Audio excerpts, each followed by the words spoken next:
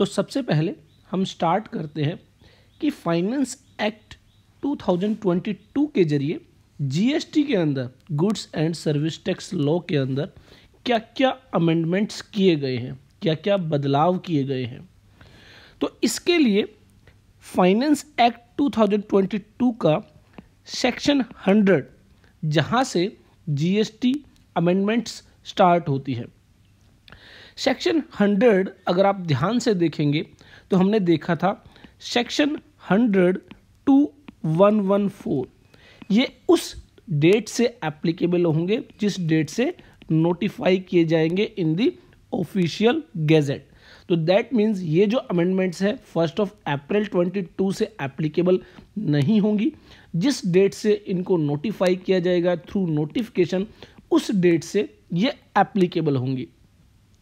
यहाँ पर जो यह सेक्शन है यह सेक्शन 100 है फाइनेंस एक्ट 2022 का, और इसके अंदर बताया गया कि in the central goods and service tax act 2017 in section 16। तो यहाँ पर आपको ध्यान देना है कि फाइनेंस एक्ट के सेक्शन 100 के जरिए बदलाव किया जा रहा है सीजीएसटी एक्ट 2017 के सेक्शन 16 के अंदर। क्या बदलाव किया जा रहा है? बदलाव यह किया जा रहा है कि सेक्शन 16 में जो सब सेक्शन 2 है उस सब सेक्शन 2 के अंदर एक क्लोज है, क्लोज बी। उस क्लोज बी के बाद एक नया क्लोज इंसर्ट किया जा रहा है, clause B A. The details of input tax credit in respect of the said supply communicated to such registered person under section 38 has not been restricted। तो ब्रीफली अगर मैं बात करूं सेक्शन 16 बात करता है इनपुट टैक्स क्रेडिट के regarding कि कब आप इनपुट टैक्स क्रेडिट के रिगार्डिंग एलिजिबल होते हैं, और इसके लिए सर्टेन कंडीशन जो है सेक्शन 16 के अंदर दी गई है।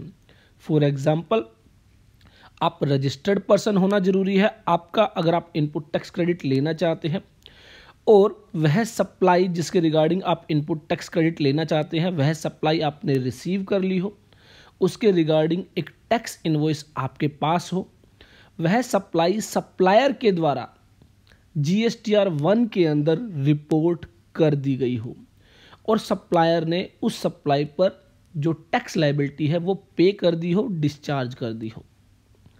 तो अब यहां पर कहा गया कि जो बायर है और जो सेलर है, बायर दैट इज रेसिपिएंट, तो सेलर के द्वारा जो सेल की गई है बायर को, तो बायर को इनपुट टैक्स क्रेडिट जो है एलिजिबल क्रेडिट तब मिलेगा जब सप्लायर गवर्नमेंट को जीएसटीआर 1 के अंदर वह सप्लाई क्या करेगा, रिपोर्ट करेगा, और यह सप्लाई जब रेसिपिएंट के जीएसटीआर 2A या फिर 2B के अंदर रिपोर्ट होगी, रिफ्लेक्ट होगी, तभी यह इनपुट टैक्स क्रेडिट बायर को मिल पाएगा।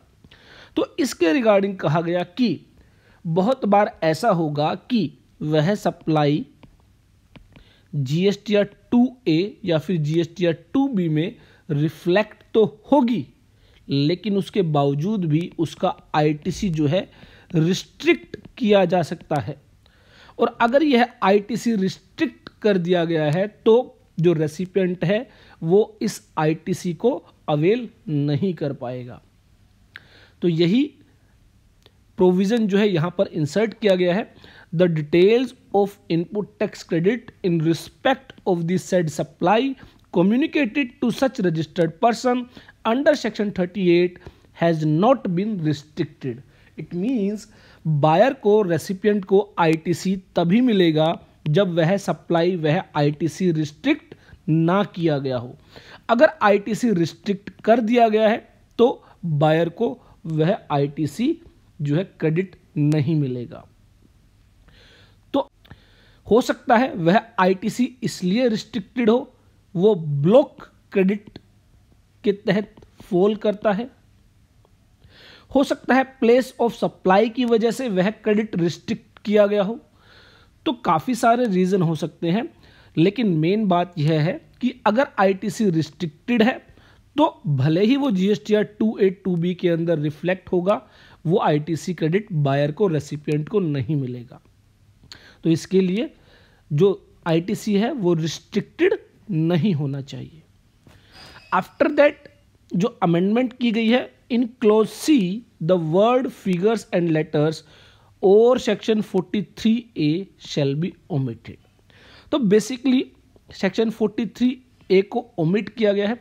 43A के अंदर बेसिकली कहा गया है कि सप्लायर जो रिपोर्ट करेगा सप्लाई जीएसटीआर 1 के अंदर, वह सप्लाई जीएसटीआर 282B में बायर को, रेसिपिएंट को दिखाई देगी। और 43A सेक्शन में कहा गया था कि बायर उस सप्लाई के रिगार्डिंग मॉडिफिकेशन कर सकता है, उसको डिलीट कर सकता है। तो ये जो प्रोविज़न है अब जो है इनको अबॉलिश कर दिया गया है। उसके बाद एक और जो मेजर अमेंडमेंट की गई है, वो मेजर अमेंडमेंट की गई है कि आईटीसी क्रेडिट अवेल करने के लिए आपको जो टाइम लिमिट दी जाती थी, वो टाइम लिमिट दी जाती थी due date of the GST return following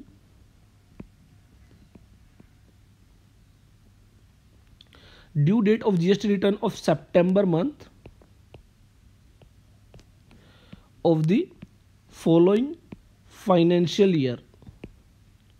That means financial year 2021-22 के रिगार्डिंग अगर कोई आईटीसी इनपुट टैक्स क्रेडिट आप अवेल नहीं कर पाए, उस आईटीसी का क्रेडिट आप ले सकते थे सितंबर 22 मंथ की जो GST return that is GSTR 3B file करने की जो ड्यू डेट है उस डेट तक। अगर आपने ड्यू डेट तक जीएसटीआर 3B फाइल कर दी सितंबर मंथ की और उस रिटर्न के अंदर आपने कोई क्रेडिट जो मिस कर दिया था वो क्रेडिट अवेल कर लिया, तो आप उसको अवेल कर पाएंगे, यूटिलाइज कर पाएंगे। अदरवाइज इस ड्यू डेट के बाद वो जो आईटीसी है वो आईटीसी क्या हो जाएगा, लैप्स हो जाएगा। तो इसके रिगार्डिंग एक कन्फ्यूजन रहता था, रीज़न बीइंग अलग अलग स्टेट्स में अलग अलग जो है जीएसटीआर 3B फाइल करने की ड्यू डेट है। तो इस कन्फ्यूजन को यहाँ पर दूर कर दिया गया है। अब यहाँ पर एक स्ट्रेट फॉरवर्ड डेट जो है 30th ऑफ नवंबर जो है वो इंसर्ट कर दी गई है। तो दैट मीन्स फाइनेंशियल ईयर 21-22 के लिए 30 नवंबर 2022 जो है वो लास्ट डेट होगी। अगर कोई आईटीसी आपने मिस कर दिया था और अब उसको आप अवेल करना चाहते हैं तो 30 नवंबर 2022 तक आप उसको अवेल कर सकते हैं। बियॉन्ड दैट, आफ्टर दैट वो आईटीसी जो है आपका लैप्स हो जाएगा, उसको आप अवेल नहीं कर पाएंगे।